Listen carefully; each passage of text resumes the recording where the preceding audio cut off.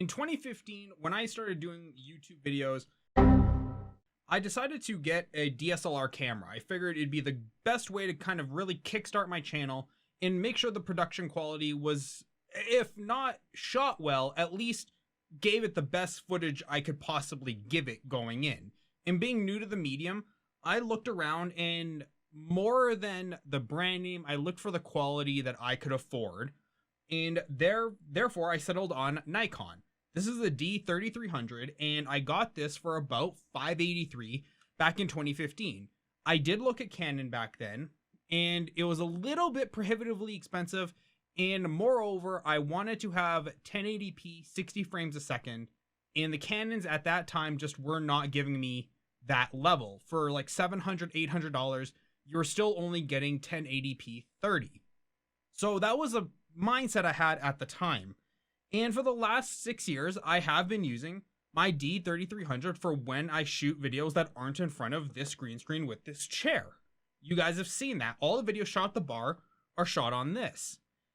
But looking at it now, 6 years on, I'm looking to upgrade. I'm looking to take the production to the next level. So I want to move to 6K footage. Why 6K? My videos aren't even that good to begin with, but why 6K?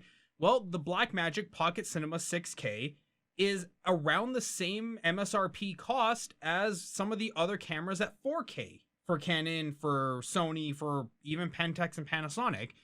It's about the same cost, so you may as well move to the 6K camera. And that Blackmagic Pocket Cinema 6K Pro camera uses a Canon ESO mount, I think it does, ESOM mount or whatever.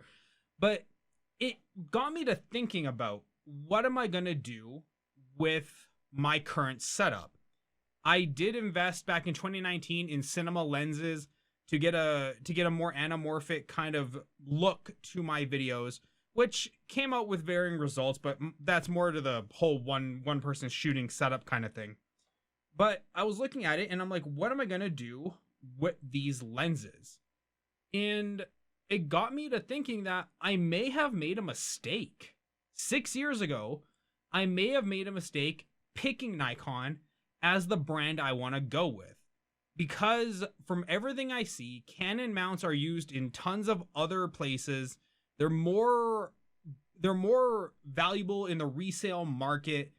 And overall, Canon now is, consumer-wise, going feature plus versus Nikon. Nikon, when I bought this D3300, it had a very decent feature set.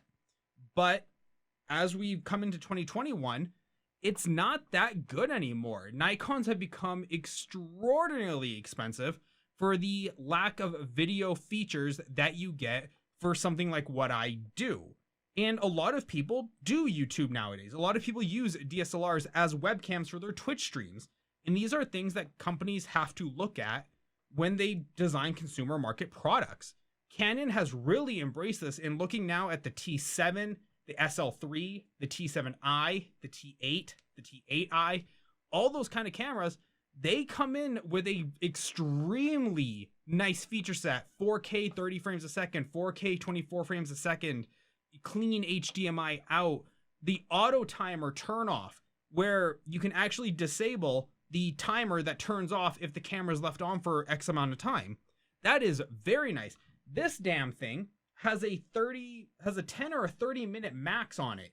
That's ridiculous. And that could have been patched out with the firmware, but for whatever reason, Nikon has been really unresponsive to a lot of consumer requests. If you ever look on the forums, look on Reddit, anywhere, they are not a responsive company. And they might be more for the photographer, more for the professional wedding photographer kind of crowd. And hey, if that is, that's good. Good on them. Make your money where you can. But for what I do, and for what a lot of other people do, and you might say, what you do is nothing. You're right. What I do is nothing. But there's 22 million streamers on Twitch.tv. That's not counting YouTube. That's not counting Facebook. So it's not like it's a small, ignorable market. The Twitch market itself could probably beat out the rest of the Nikon consumer markets. And I really do wish they'd put out a 4K camera at the $500 price range. I think their nearest one is like $2,000 or $3,000. It's way too expensive. And looking back now, 6 years on, I did the best I could with what I had, and I didn't have a lot of money. I still don't, but I had very little money back then. And it was an extreme investment for me to buy this camera, and another extreme investment for me to get those cinema lenses. But I just overall feel like I may have made a mistake going with Nikon.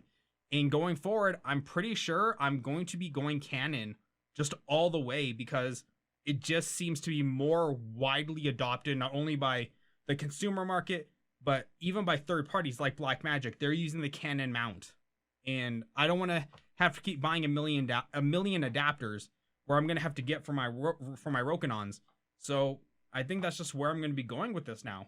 So I just wanted to make that video because from somebody like my levels of perspective, where I am a newbie, where I am not super well versed in this particular facet of electronics in terms of cameras. Cameras are a complete world of their own. And I admit I don't know a whole hell of a lot about this kind of stuff, but I know enough to know what I like, and I know enough to know what I need. And in this way, Nikon in 2021 is just not the way to be going. The D3300 and the D3500, which is the most current version, I really don't know if there is any major differences outside of like very tiny things. I don't know if there's any major differences at all. But there you guys go. That's my 2 cents. So if you're looking at getting into streaming, I would say look at Canon. Definitely look at an I series. So T7i, 8i, or SL3. There's lots of videos that do the comparisons, but those are the 3 cameras I would be looking at if you're not going to go balls to the walls and just go Blackmagic. But guys, thanks so much for tuning in. I've been Arif. I hope this video helped you. Please do hit that subscribe button. Leave a comment in the comment box down below, and I'll see all of you on the next video. Bye.